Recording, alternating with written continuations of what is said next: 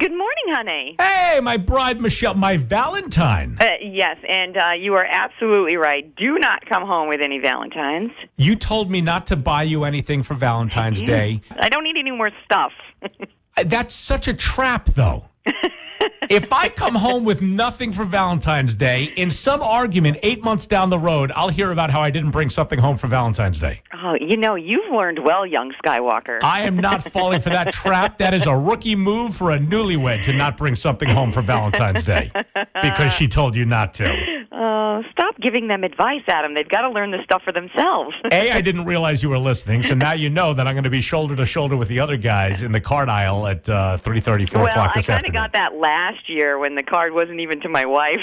It was like to my aunt. I'm like, oh, that's not true. Leave the jokes to me, would you? I love you. Love you too. With the carrots. So speaking of kids, I wanted to share something. My young nephew, 4 years old in New York, called me up, left a voicemail all by himself. I was very proud of him, and I just thought that you would find this as cute as I did. So here's my young nephew, Brandon, from New York. Hi, Uncle Adam, it's Brandon.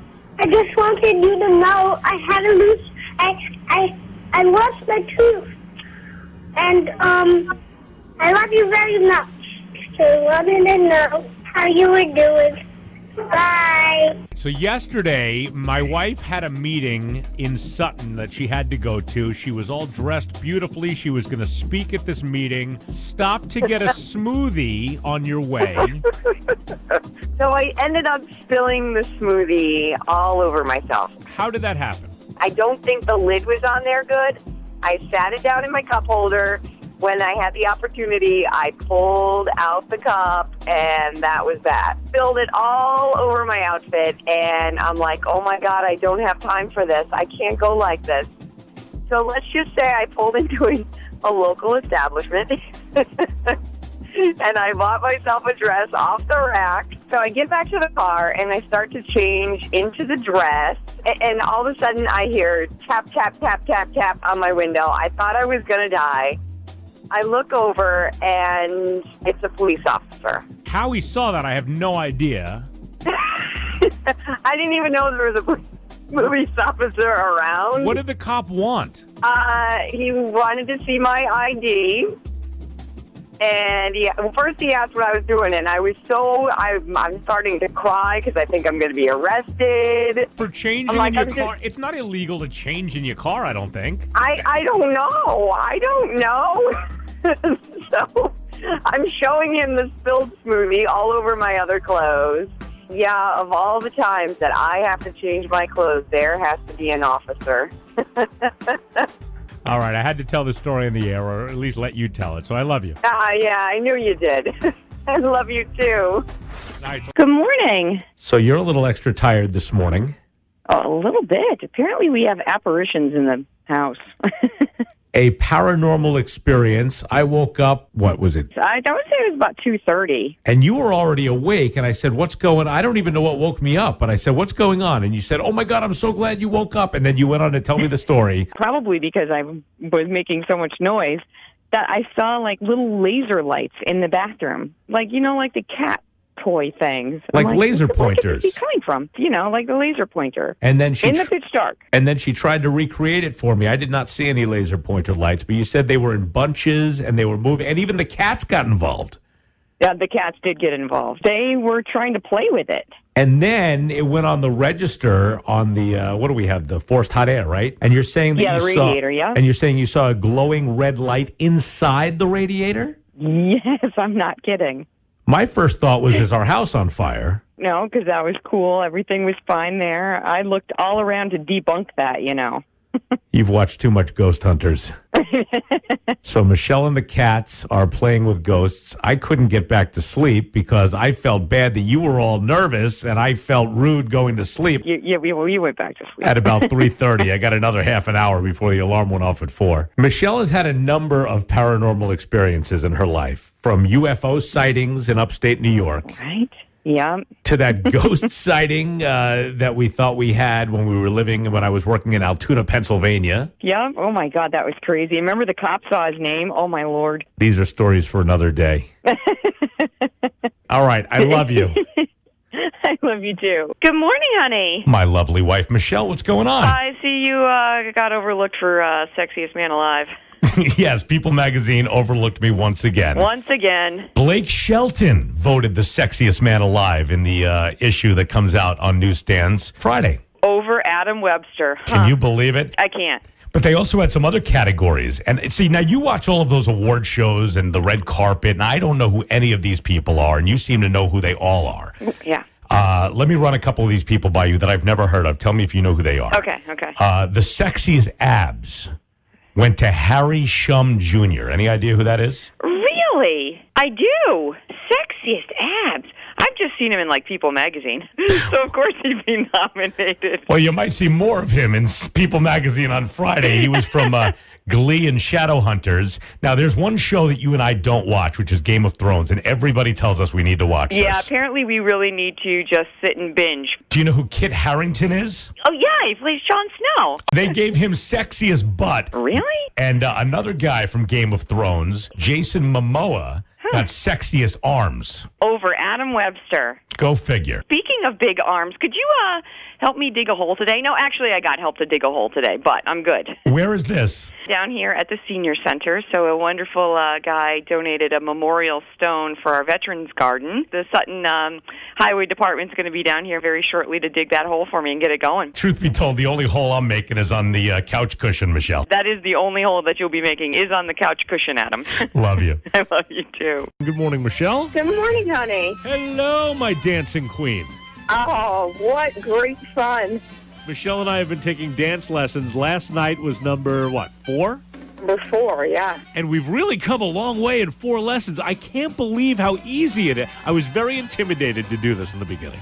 I know, so was I. We've learned 4 dances already. The rumba, the foxtrot, Yeah. swing, and the hustle.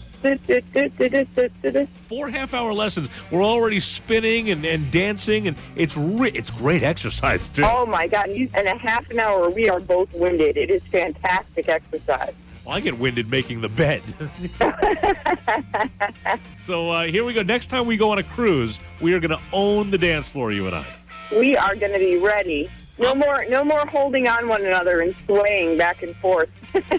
Yeah, I mean, that's pretty much, whenever you said, hey, you want to dance, all I would dance is to a slow song, and all I would do is hold on for dear life saying, how long is this song? You'd step on my toes and kick me in the leg. It's crazy. No, this has been a lot of fun. So I'll see you tonight for a little rumba. I love you. I'll see you later. I love you, too.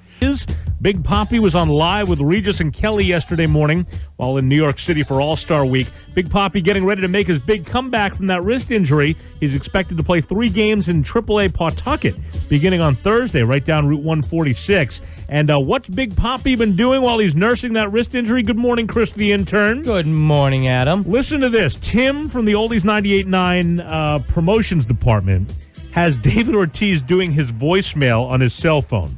Take a listen to this. Ready? Hey, this is David Ortiz of the Boston Red Sox. Thanks for calling a real baseball fan. He can come to the phone right now. Leave a message. Leave a message. You know, Adam, if they're going to do that, you at least hope they could match the accent a little bit better. I know. Listen to this. Thanks for calling a real baseball fan. Tim. It sounds like there's just some guy sitting there inserting everybody's name. Yeah, well, you know what, Adam? We've done one that sounds a little bit better, we think. We've matched the accent a little bit better. Hey, this is David Ortiz of the Boston Red Sox.